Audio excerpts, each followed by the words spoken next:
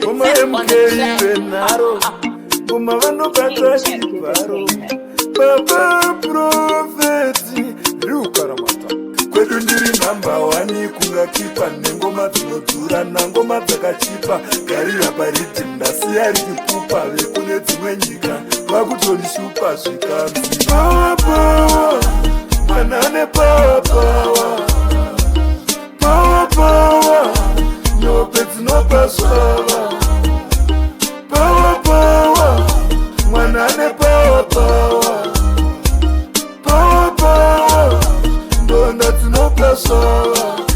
Ngoma ndodzikanwa unge soseji, dzanga dzakazara mvura unge kabichi.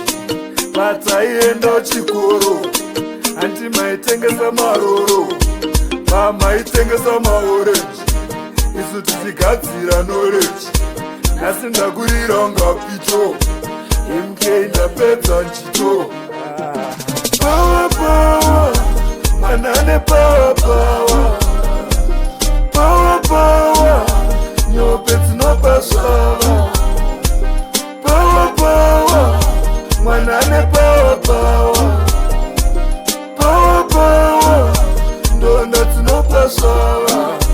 Sondiletuzani mfanami, woza ufunde ingoma, manye kuna mukoma, uye mufunde ngoma.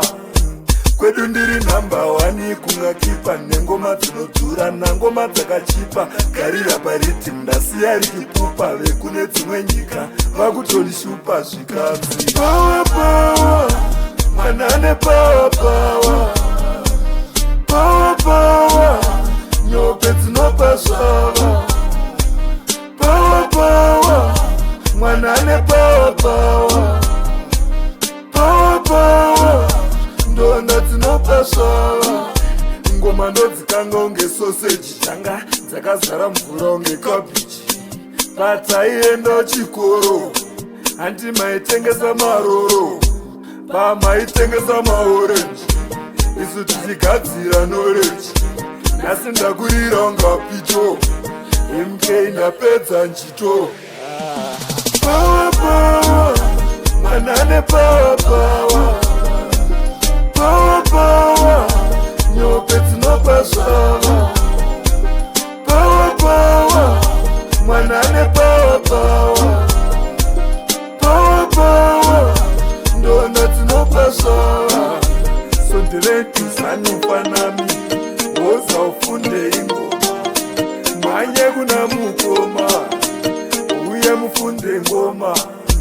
Kwedu ndiri namba wani kunga kipa, nengoma dzinodhura nangoma dzakachipa. Garira paridhimu ndasiya richipupa, vekune dzimwe nyika vakutonishupa zvikanzi manane power power,